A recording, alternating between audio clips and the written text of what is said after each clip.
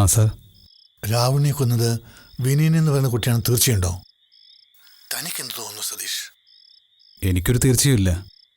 പക്ഷേ പോലീസുകാർ അവൻ്റെ തലയിൽ കെട്ടുവയ്ക്കാൻ ശ്രമിക്കുന്നത് പോലെ തോന്നി. കാരണം എന്താ? വിനയൻ അക്ഷരാർത്ഥത്തിൽ അജ്ഞാതന. ഇത്രയൊക്കെ വാർത്ത വന്നിട്ടും അവനെ തിരക്കി ഒരാൾ പോലും വന്നിട്ടില്ല. പിന്നെ അയാൾ കോമയിലുമാണ്. ഓഹോ, തിരിച്ചു വരാൻ പറ്റാത്ത സ്റ്റേജിലാണോ? ഏറെക്കുറെ. ചാവാൻ പോകുന്ന ഒരുത്തിൻ്റെ പുറത്ത് ഒരു കൊലക്കുറ്റം കൂടി ചുമത്തിയാൽ എന്താ കുഴപ്പം? ഓ, വളരെ പാത്തറ്റിക് ആണല്ലോ. പോലീസുകാരെന്തിനാ അത് ചെയ്യുന്നത്? ആരെങ്കിലും രക്ഷിക്കാനാണോ? ആകാം, അല്ലെന്നും വരാം. മനസ്സിലായില്ല. ഒരു കൊലക്കേസ് എത്രയും പെട്ടെന്ന് തീർക്കാനുള്ള വ്യഗ്രത എല്ലാ പോലീസുകാർക്കും ഉണ്ട്. Okay, that I can understand. പക്ഷേ പെട്ടെന്നുള്ള കണ്ടെത്തൽ എന്തോ ഒരു ദുരൂഹത തോന്നി. അത് പലരും പറഞ്ഞു. പക്ഷേ ഈ വാർത്തകൾക്ക് ഒരു ദിവസത്തെ ആയുസുള്ളൂ സർ. എല്ലാവരും മറക്കും. ശരി, എന്തോ ഇതൊന്നും ശരിയില്ലെന്ന അഭിപ്രായം എനിക്ക്. ആരെയോ രക്ഷിക്കാൻ. അതെ സർ. പക്ഷെ മറിച്ച് സ്ഥാപിക്കാൻ നമ്മുടെ കയ്യിൽ തെളിവൊന്നുമില്ല. ആരെയോ രക്ഷിക്കാൻ തന്നെയാണെന്ന് എൻ്റെയും തോന്നൽ. അതിരിക്കട്ടെ, എങ്ങനെ പോകുന്നു നമ്മുടെ ആ മ്യൂസിയം പ്രോജക്റ്റ്? രവിമാഷ് പറഞ്ഞ പെയിന്റർ വന്നോ? മുരളീകൃഷ്ണൻ വന്നു. എന്തൊക്കെയോ മിസ്റ്ററി ഉള്ളതുപോലെ. എന്താ ഉണ്ടായത്? ഞാൻ നേരിൽ കാണുമ്പോൾ പറയാം സർ. ഇന്ന് കാര്യമായ വർക്കൊന്നും നടന്നില്ല. നമുക്ക് അയാളെ ഉപയോഗിക്കാൻ പറ്റുമെന്ന് നോക്കട്ടെ. നോക്കൂ, പറ്റിയില്ലേൽ വേറെ ആളെ സംഘടിപ്പിക്കാം. ശരി സർ, ഞാൻ വിളിക്കാം സർ. ബൈ.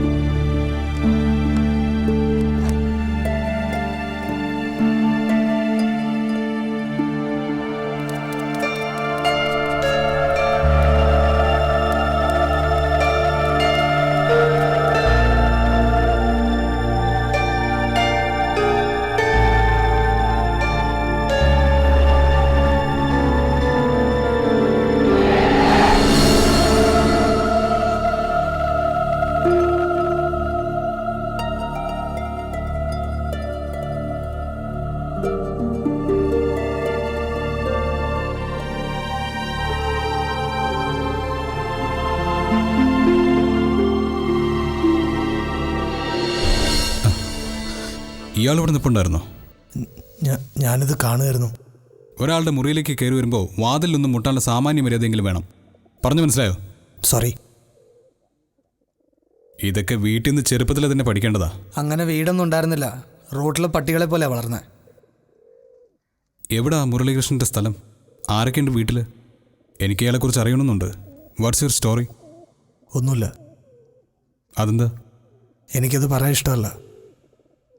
ഇവിടെ ജോലി കിട്ടാൻ ജീവിതവും ചരിത്രമൊക്കെ പറയണമെന്നുണ്ടോ? വേണ്ട. ഈ പെണ്ണിൻ്റെ ശരിക്കുള്ള വേഷം ഇത് തന്നെയാണോ? അതറിയില്ല. ഇതിപ്പോൾ ആക്സിഡൻ്റാ. മോളിൽ നിന്നെന്തോ പെയിൻറ് വീണപ്പോൾ. ഇത് നല്ല നിറോ? ഈ പെണ്ണിന് ഇതേ ചേരൂ. ഇത് കൊട്ടാരത്തിലെ ഒരു റാണിയാ. ഞാൻ ഇന്നലത്തെ തീർക്കട്ടെ. നിൽക്കൂ.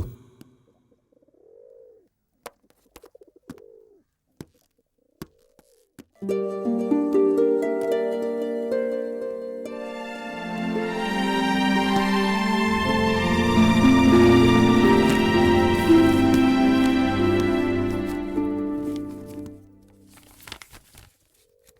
ഇന്നലെ മുരളി വരച്ചതാണ്. ഇന്നലെ ഞാൻ തന്ന നെഗറ്റീവിൽ ഈ സർപ്പത്തിന്റെ ഇമേജ് ഉണ്ടായിരുന്നില്ലല്ലോ. വാതിലിന് വെളിയിലെ സർപ്പത്തെയാണോ നിങ്ങൾ വരച്ചത്? അറിയില്ല. അറിയാതെ പിന്നെ? ഈ നിറം സാർ അറിഞ്ഞു കൊടുത്താലല്ലോ. അറിയാതെ സംഭവിച്ചല്ലേ. ഇതും അങ്ങനെ തന്നെ, ഒരു ആക്സിഡന്റ്. മാച്ച് കളഞ്ഞേക്കാം. ഞാനിത് പൂർത്തിയാക്കി തരാം.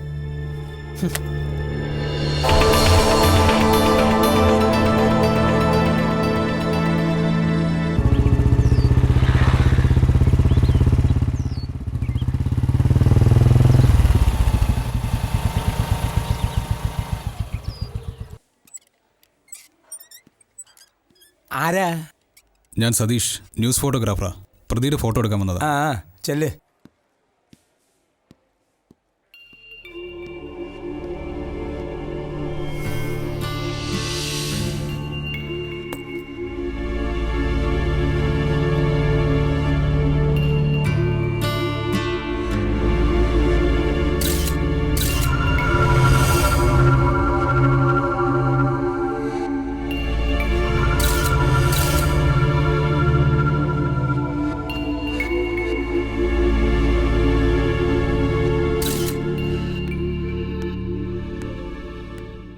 ഇയാൾ റെസ്പോണ്ട് ചെയ്യുന്നുണ്ടോ? കൊണ്ടുവന്നപ്പോൾ സ്റ്റേജിൽ തന്നെയാ. വലിയ മാറ്റമൊന്നും ഉണ്ടായിട്ടില്ല. ആരാണ് ഇയാൾ നോക്കുന്നത്? ആരുമില്ലാത്തോണ്ട് ഞങ്ങളൊക്കെ തന്നെ. ശരിക്കും ഇപ്പോൾ ഇയാളുടെ അവസ്ഥ എന്താ? അതിപ്പോ ഡോക്ടറോട് തന്നെ ചോദിക്കണം.